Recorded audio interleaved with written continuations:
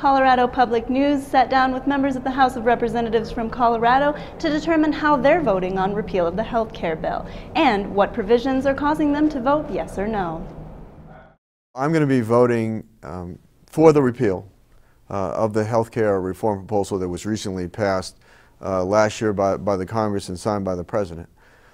You know, I don't think there's a single member of Congress, to include myself, who doesn't believe that we need fairly dramatic reform of our healthcare system, that it's not working, that we need to expand access, that we need to lower costs to the system. It's too expensive and it excludes too many.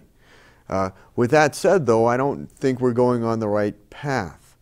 And so, first of all, the individual mandate to compel somebody to buy insurance, and if they fail to do so, to sanction them through the IRS code, I believe is fundamentally unconstitutional, and that is being brought, that lawsuit, I believe, is being brought forward in several jurisdictions and will soon, hopefully, be before the Supreme Court. And I believe that the Supreme Court will opine that that the Congress does not have the constitutional authority to mandate, to do this individual mandate. Certainly states do, but under the Commerce Clause, we don't have the capacity, the power to compel somebody to participate in interstate commerce.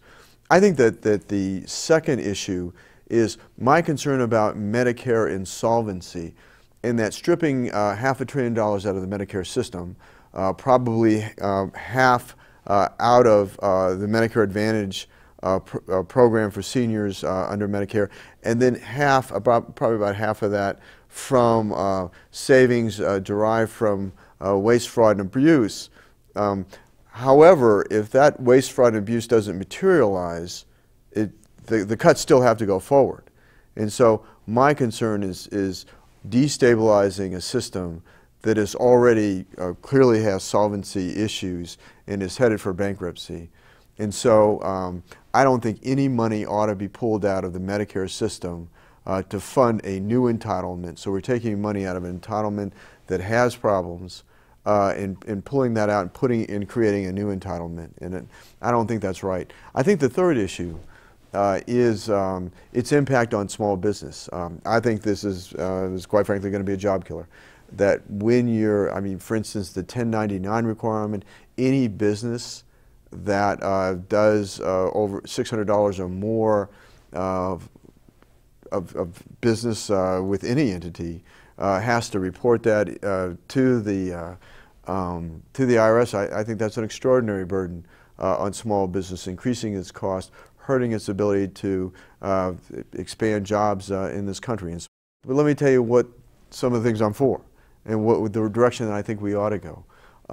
And I think that the President is right about some of the consumer protections that he's trying to address in his health care reform.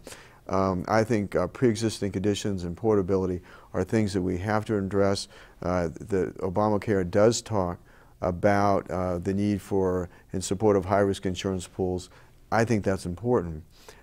But I think that instead of trying to move more towards an employer-based system, I think we ought to move to a system that is an individual-based system, a patient-centered system that utilizes tax credits, deductibility that's not afforded to individuals when they purchase insurance, that's given to businesses. I think we ought to give those incentives to individuals, tax incentives to purchase insurance. I think that we need to create insurance carriers.